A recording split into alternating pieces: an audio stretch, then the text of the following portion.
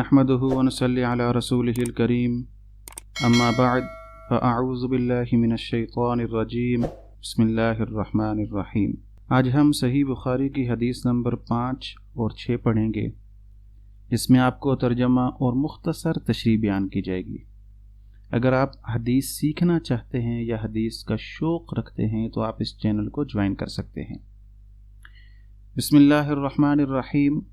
حدثنا موسى بن إسماعيل قال حدثنا أبو عوانة قال حدثنا موسى بن أبي عائشة قال حدثنا سعيد بن جبير عن ابن عباس في قوله تعالى لا تحرك به لسانك لتعجل به۔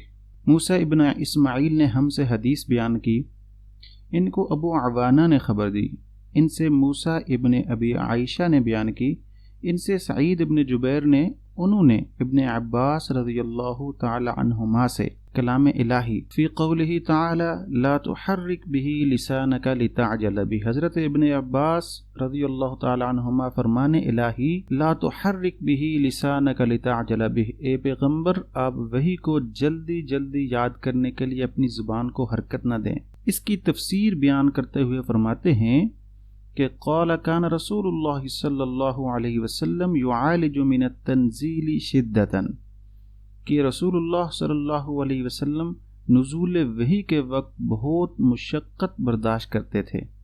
وکان مما یحرک شفتیہ، اور آپ اکثر اپنے لب مبارک کو حرکت دیا کرتے تھے۔ فقال ابن عباس فأنا أحركهما لك كما كان رسول الله صلی اللہ علیہ وسلم يحركهما۔ حضرت ابن عباس نے کہا کہ میں آپ کے سامنے اپنے ہونٹ ہلاتا ہوں جس طرح رسول اللہ صلی اللہ علیہ وسلم ہلاتے تھے۔ وقال سعید أنا أحركهما كما رأيت ابن عباس يحركهما، اور آپ کے جو شاگرد ہیں حضرت سعید بن جبیر کہتے ہیں کہ میں اپنے ہونٹ ہلاتا ہوں جس طرح میں نے حضرت ابن عباس کو ہلاتے ہوئے دیکھا۔ فحرک شفتیہ، پھر انہوں نے اپنے ہونٹ ہلائے۔ فانزل اللہ عز وجل لا تحرک به لسانک لتعجل به ان علینا جمعہ وقرآنہ۔ حضرت ابن عباس رضی اللہ تعالی عنہ نے کہا کہ اس پر اللہ تعالی نے یہ آیت نازل کی، اے نبی اس وحی کو جلدی جلدی یاد کرنے کے لیے اپنی زبان کو حرکت نہ دو۔ قال جمعہ لک صدرک وتقرأہ، اس وحی کو جلدی جلدی یاد کرنے کے لیے اپنی زبان کو حرکت نہ دو، اسے جمع کرنا اور پڑھا دینا یہ ہماری ذمہ داری ہے، یعنی آپ کے سینے میں محفوظ کر دینا اور پڑھانا یہ ہمارا کام ہے۔ پھر ارشاد الہی، چنانچہ جب ہم پڑھ چکیں تو ہمارے پڑھنے کی پیروی کرو کہ تفسیر کرتے ہوئے فرمایا فاستمع له وانصت، خاموشی سے کان لگا کر سنتے رہو۔ ثم ان علینا بیانہ، پھر فرمان الہی اس کا بیان کرنا بھی ہمارا کام ہے۔ اس کی تفسیر بیان کرتے ہوئے فرمایا پھر اس کا مطلب سمجھا دینا بھی ہماری ذمہ داری ہے۔ ثم ان علینا ان تقرأہ، پھر اس کا مطلب سمجھا دینا بھی یہ ہماری ذمہ داری ہے۔ فکان رسول اللہ صلی اللہ علیہ وسلم بعد ذلك اذا اتاه جبرائیل استمع فاذا انطلق جبرائیل قرأه النبی صلی اللہ علیہ وسلم كما كان قرأ۔ ان آیات کے نزول کے بعد جب جبرائیل امین علیہ السلام آپ کے پاس آ کر قرآن سناتے تو آپ کان لگا کر سنتے رہتے، جب وہ چلے جاتے تو آپ وعدہ الہی کے مطابق اس طرح پڑھتے جس طرح حضرت جبرائیل علیہ السلام نے پڑھا تھا۔ ہم اس کی تشریح کے اندر کچھ پوائنٹ کے اوپر بات کریں گے۔ وحی کی ابتدائی کیفیت اور اس کی عظمت۔ امام بخاری نے وحی کی ابتدائی کیفیت کے بیان میں ایک حدیث نقل کی ہے جو وحی کی عظمت اور صداقت کو اجاگر کرتی ہے۔ اللہ تعالیٰ نے سورہ قیامت کی آیت لا تحرک به لسانک لتعجل به کے ذریعے پیغمبر صلی اللہ علیہ وسلم کو تسلی دی کہ وحی کا نازل کرنا، اسے دل میں جما دینا اور ہمیشہ محفوظ رکھنا صرف اللہ کی ذمہ داری ہے۔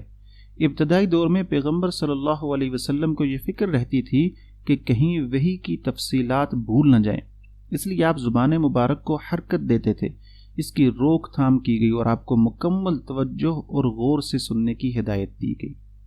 حضرت عبداللہ بن عباس رضی اللہ تعالی عنہما اور ہونٹ ہلانے کا معاملہ۔ حضرت عبداللہ بن عباس نے ابتدائے نبوت کی تفصیل بیان کرتے وقت پیغمبر صلی اللہ علیہ وسلم کے ہونٹ ہلانے کے عمل کو بھی نقل کیا، یہ عمل اس بات کا ثبوت ہے کہ وحی کے نزول کے وقت کے تمام حرکات و سکنات محفوظ رکھی گئی ہیں۔ اس حدیث کو مسلسل بتحریک الشفتین کہا جاتا ہے، یعنی ایسی حدیث جس میں راویوں کے درمیان ہونٹ ہلانے کا تسلسل پایا جائے۔ قرآنی وحی اور حدیث کی عظمت۔ امام بخاری کا اشارہ ہے کہ قرآن کی عملی تفسیر جو پیغمبر صلی اللہ علیہ وسلم نے اپنے عمل سے بیان کی، یہ بھی اللہ کی وحی کے تحت ہے۔ یہ بات صحیح مرفوع حدیث کی عظمت اور حدیث کے شکوک و شبہات کو رد کرتی ہے۔ فرق یہ ہے کہ قرآن وحی مطلوع ہے جبکہ حدیث وحی غیر مطلوع۔ حدیث نبوی کی عظمت اور صداقت کا یہ پہلو واضح کرتا ہے۔ متعلم اور معلم کے آداب۔ پیغمبر صلی اللہ علیہ وسلم کو استماع اور انصات کی ہدایت دی گئی۔ جہاں استماع کانوں کا فعل ہے اور انصات آنکھوں کے ذریعے ہوتا ہے، اس سے متعلم کے لیے یہ ضروری ہے کہ وہ درس کے وقت اپنے کانوں اور آنکھوں سے پوری توجہ دے اور معلم کے چہرے پر نگاہ رکھے تاکہ درست تعلیم حاصل کی جا سکے۔ وحی کے نزول کے وقت کی شدت۔ نزول وحی کے وقت پیغمبر صلی اللہ علیہ وسلم پر جو سختی اور شدت طاری ہوتی تھی، اس کی وضاحت اللہ تعالیٰ کی آیت انا سنلقی علیک قولا ثقیلا سے ہوتی ہے، جس میں بتایا گیا ہے کہ بھاری اور عظیم کلام نازل کیا جا رہا ہے۔ اسی شدت کی تفصیل حدیث میں بھی موجود ہے کہ سرد موسم میں کبھی پیغمبر صلی اللہ علیہ وسلم پسینے سے شرابور ہو جاتے تھے۔ زبان اور ہونٹوں کی حرکت میں کوئی تعارض نہیں۔ آیت اور حدیث میں زبان اور ہونٹوں کی حرکت کا ذکر ہے اور یہاں راوی نے اختصار سے کام لیا۔ کتاب التفسیر میں حضرت جریر نے ہونٹوں کے ساتھ زبان کے ہلانے کا بھی ذکر کیا ہے، جس سے کوئی تعرض نہیں رہتا۔ حدیث نمبر 6۔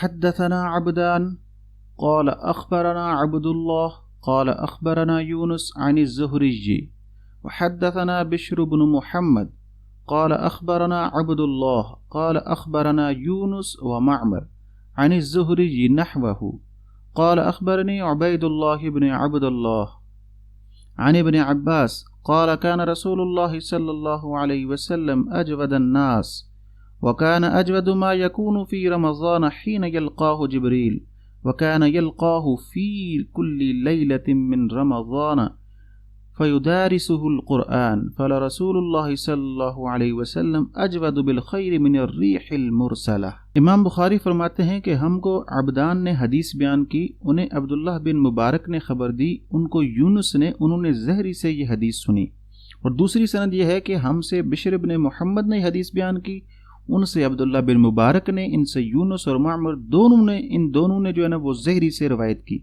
پہلی سند کے مطابق زہری عبید اللہ بن عبداللہ نے، انہوں نے ابن عباس رضی اللہ تعالیٰ عنہ سے یہ روایت نقل کی کہ رسول اللہ صلی اللہ علیہ وسلم سب لوگوں سے زیادہ جواد سخی تھے، اور رمضان میں دوسرے اوقات کے مقابلے میں جب جبرائیل امین علیہ الصلاۃ والسلام آپ صلی اللہ علیہ وسلم سے ملتے تو بہت ہی زیادہ جود و کرم فرماتے۔ جبرائیل علیہ الصلاۃ والسلام رمضان کی ہر رات میں آپ صلی اللہ علیہ وسلم سے ملاقات کرتے اور آپ صلی اللہ علیہ وسلم کے ساتھ قرآن کا دورہ کرتے۔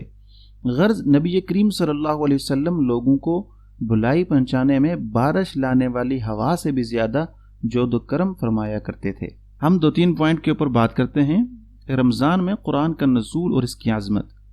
یہ حدیث رمضان شریف میں حضرت جبرائیل علیہ الصلاۃ والسلام کے ساتھ قرآن مجید کے دور کرنے کے عمل کو بیان کرتی ہے، جس سے معلوم ہوتا ہے کہ وحی کا نزول رمضان شریف میں شروع ہوا۔ قرآن کی آیت شہر رمضان الذی انزل فیہ القرآن سے بھی ثابت ہے کہ رمضان میں قرآن نازل ہوا۔